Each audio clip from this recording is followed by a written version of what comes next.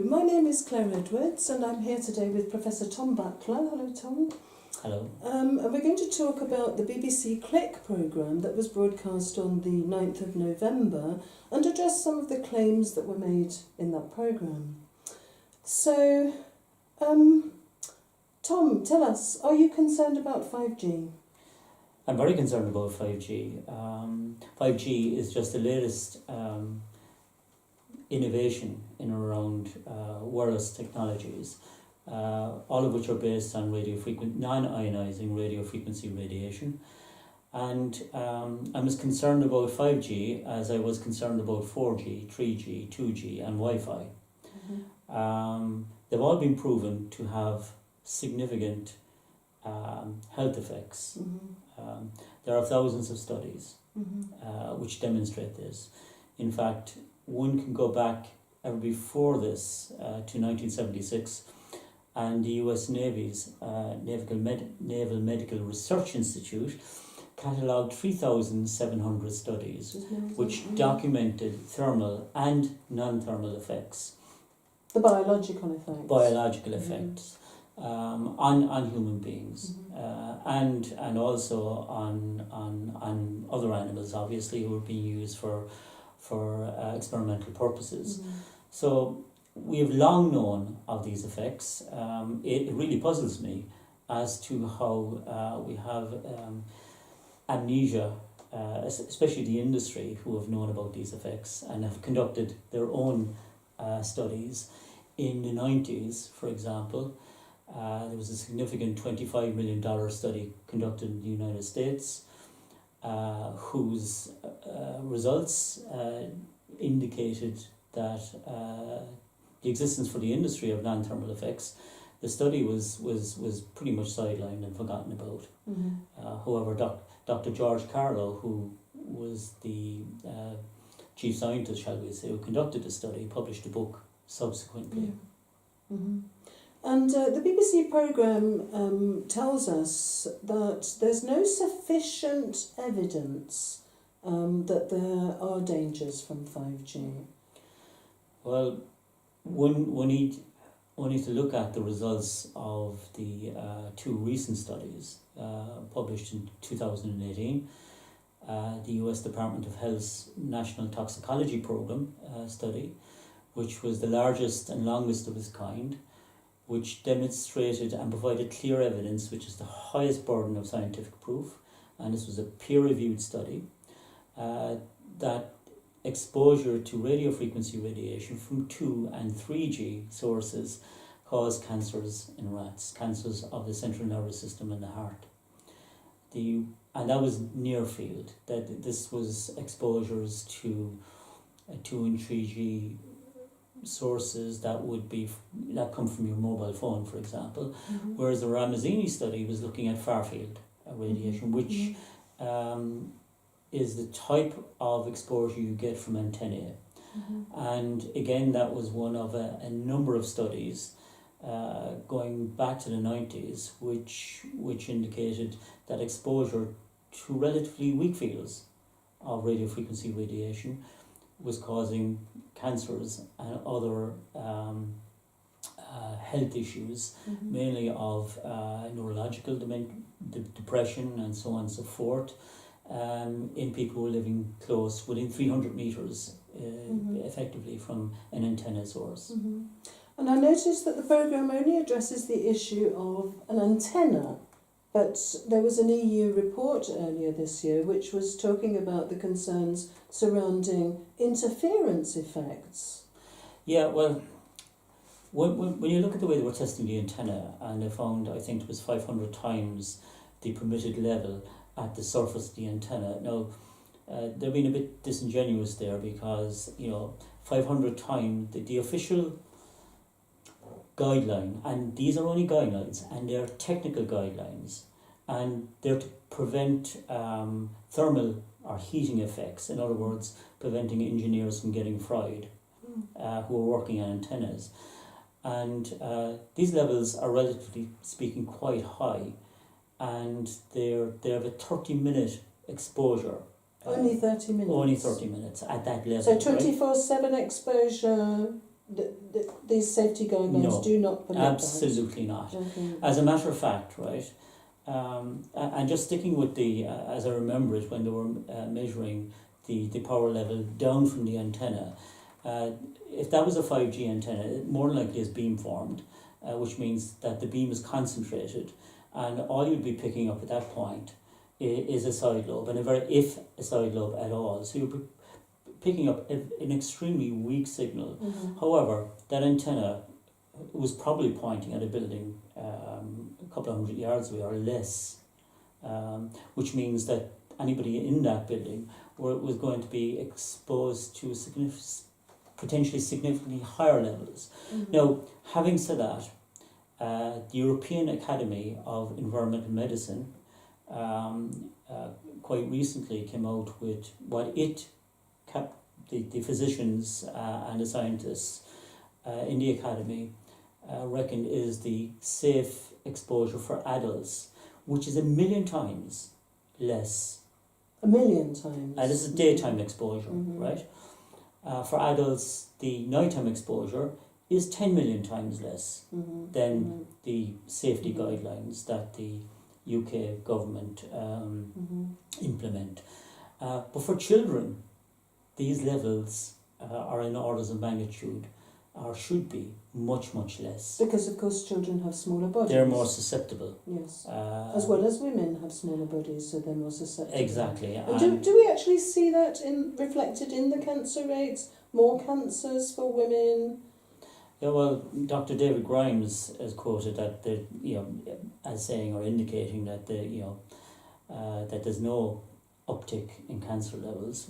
When you look at the recent epidemiological studies coming out of the US, for example, and those have only been published in 2018, you will see them reporting statistically significant increases in cancers of the central nervous system, and for example gliomas, which are a particular type of aggressive brain tumours, in adolescents and in young adults. Mm-hmm. There's also been published again last year studies on the significant increase in colon rectal cancers, Mm-hmm. again in adults and in young adults. And one would say, well, where are they coming from? And scientists in the US are concerned that these are linked with the practice of kids and young adults carrying their phones in their back pockets or front pockets. Mm-hmm. And of course, the one thing we can say, the one smoking gun we can say with absolute certainty, is the decrease in male fertility. Mm-hmm. And that has been linked in repeated studies with exposure to radio frequency radiation from cell phones being carried in pockets. Mm-hmm. Can we address the issue of ionising and non-ionising radiation? Because we're constantly told non-ionising radiation does not break DNA.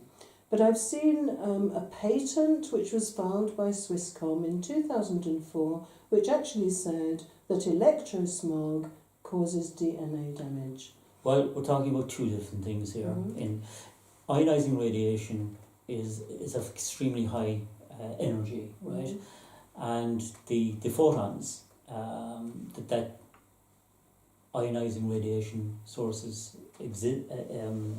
transmit are very high energy, and these can directly cause breaks in DNA, single strand and double strand breaks, right? Mm-hmm. That have sufficient energy to do so. Mm-hmm. You take, for example, weaker forms of shall we say, light energy, UVA and UVB. UVB has sufficient energy to break DNA strands, and therefore, and that by no means leads to cancers, because the body has natural defences to repair such breakages, right? Mm-hmm. And that's the reason we can have exposure to sunlight and not get melanomas. But UVA doesn't have the same level of power. And what it does is it puts cells into what's known as oxidative stress. Mm-hmm. Now, there are thousands of studies which demonstrate that oxidative stress is a precursor for cancers, because through molecular actions of reactive oxygen species, the DNA strands can be broken. So the mechanisms by which DNA strand breaks can happen and cancers can occur eventually are different for non-ionizing radiation, because the mechanisms are different, but it can still break DNA even if it's non-ionizing radiation. Absolutely, yeah. And that's been proven scientifically in many studies. Okay. Now, one of the other things that we were told in the programme was that 5G has been tested down the years, or not 5G, but 3G, 4G, all of these things have been tested. Is that correct? No, they've only been tested in terms of their thermal capacities. In other words, the thermal effects, the heating effects. They certainly haven't been tested by the industry, at least that I'm aware of. As to their effects, the radio frequency radiation effects on general human health and well-being. And these are the non-thermal effects, which are very well documented in thousands of studies. You compare what the telecoms industry have done with 2, 3, 4G and 5G, compared to what, say, a pharmaceutical company would need to do.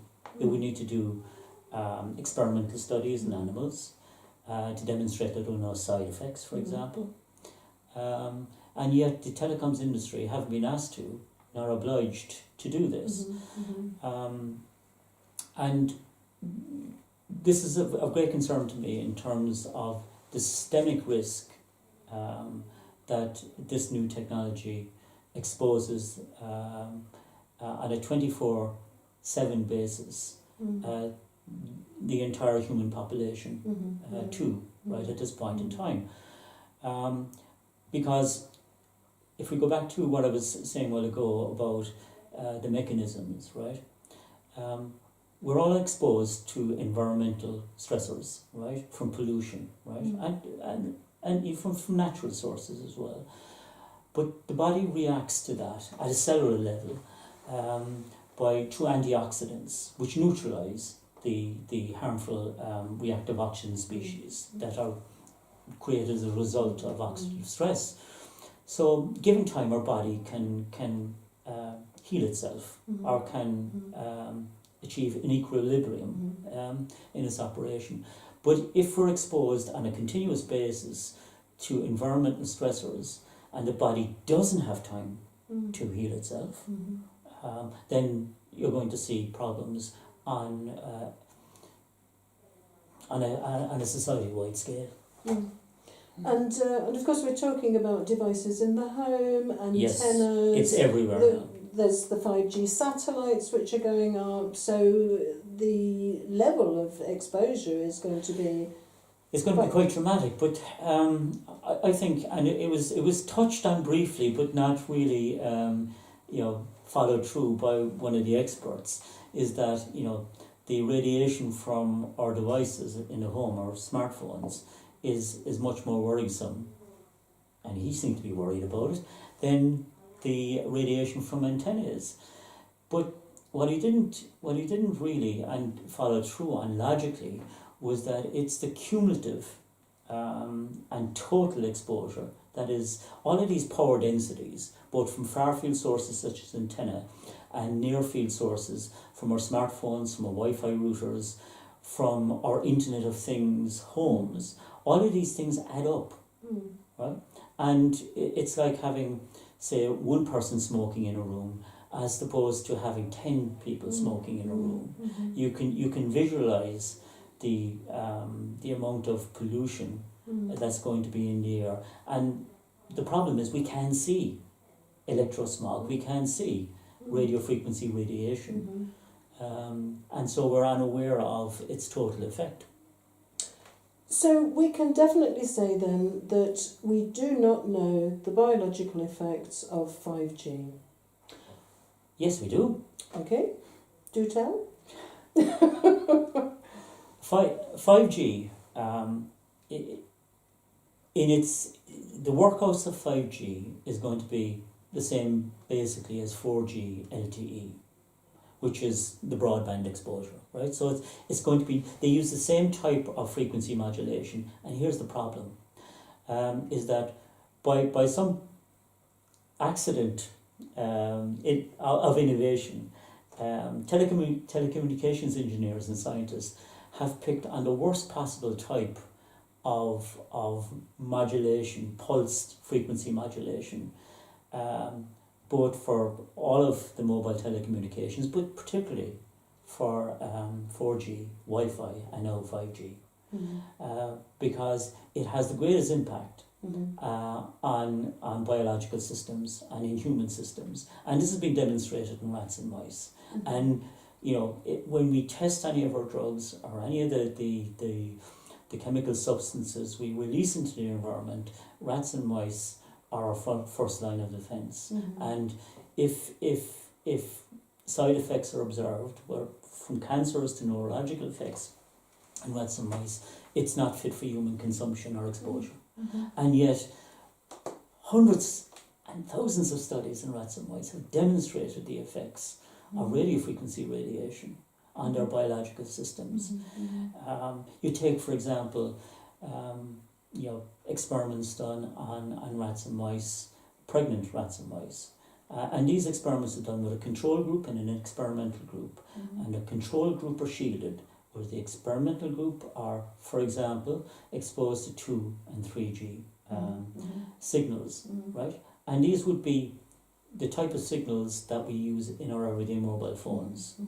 And what's been discovered is that the pups that are born to the pregnant rats have, for example, ADHD-like symptoms. They have learning disorders, and when the pups have been subsequently sacrificed as adults, in comparison to the control group, they have abnormal neurological development. Now, what's the impact for human beings?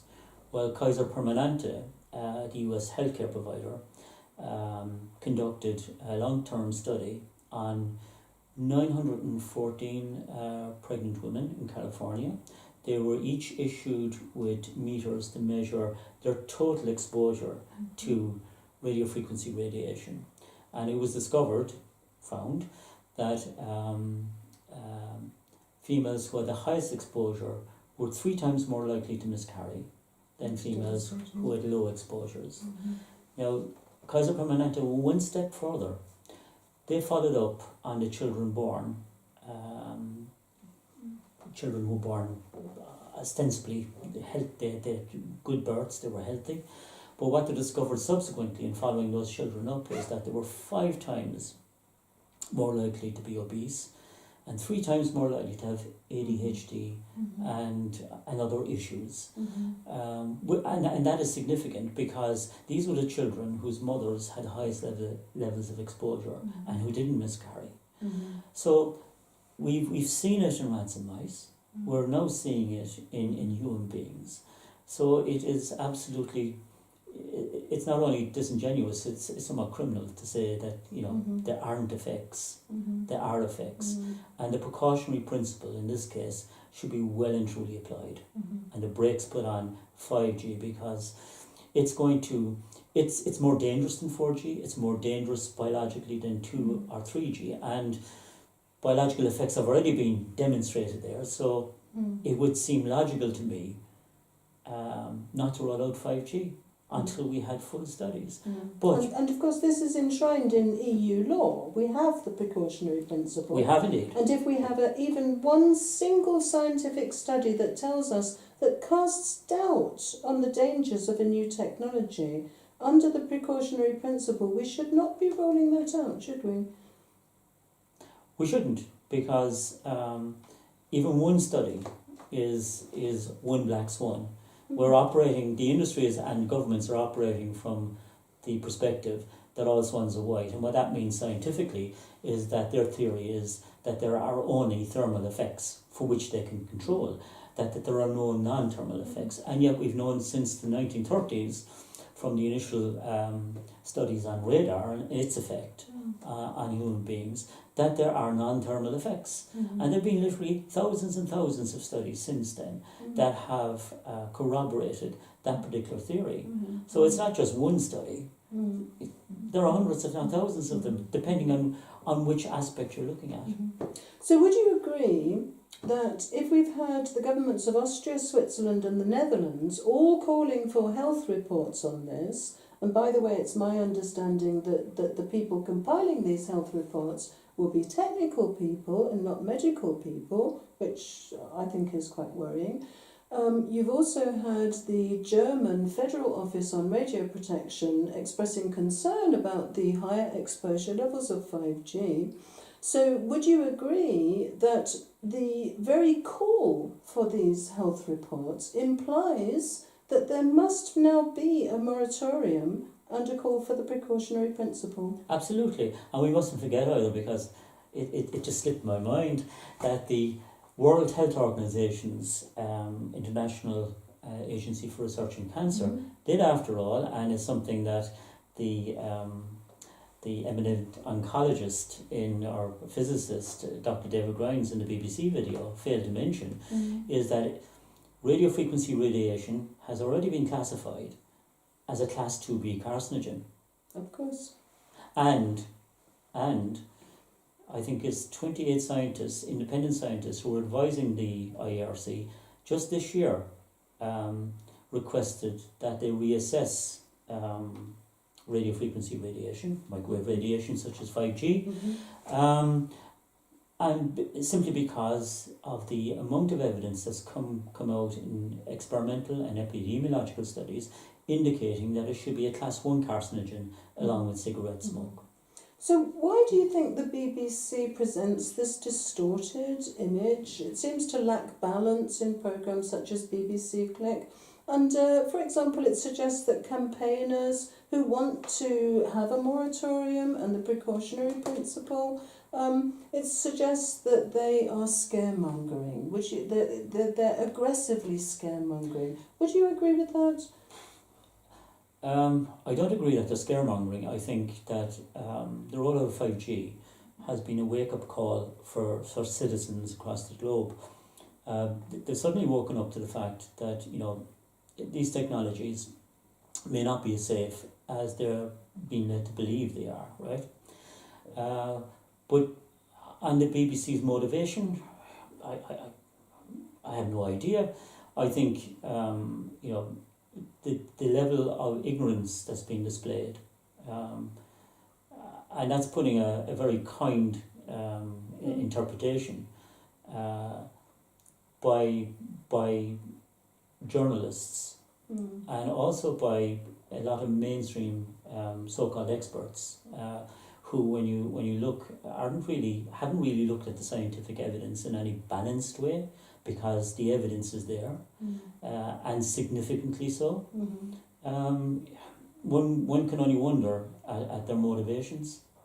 I certainly wonder why the BBC, which is a reputation, is so weak in this area in terms of its reporting. It's not balanced by any stretch of the imagination. Thank you very much. I have one last question. The rollout is ongoing, so not just in Britain, not just in Ireland, but in all the countries, the rollout is ongoing. How urgent do you think it is that we have a moratorium? I think it's extremely urgent. I think, the potential downside of all this is that we're introducing an environmental toxin in at a global level.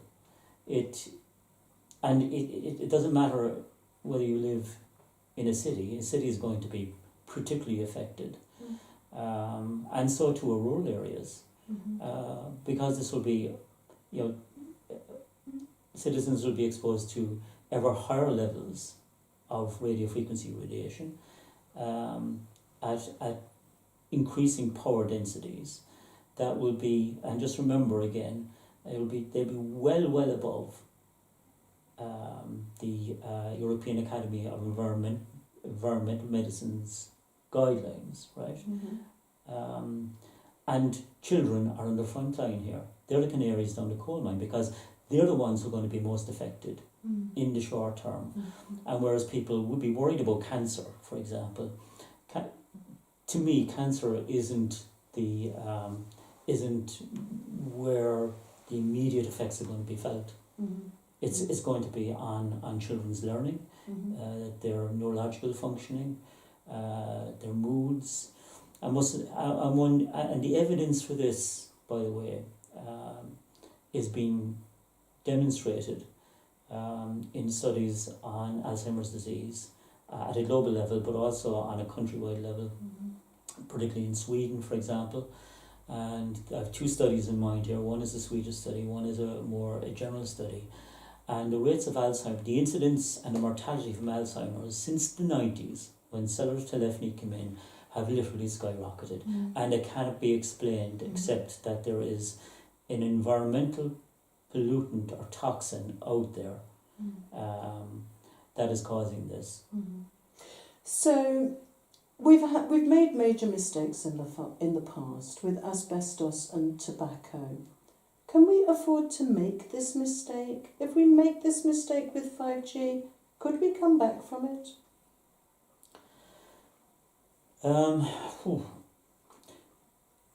From reading the studies from the experts and the long-term experts in the area, they're really concerned that we'll reach a point where for many of us there will be no turning back. The effects on I'm not an expert in genetics, but certain scientists are worried that we will render large swathes of the population infertile, or genetic mutations will creep in that will be problematic. I don't know whether that's true or not. It's their expert opinion, but it is of major concern. Professor Tom Butler, I want to thank you very much. You've been most informative. I want to wish you all the best for your continued campaigning. Thank you very much.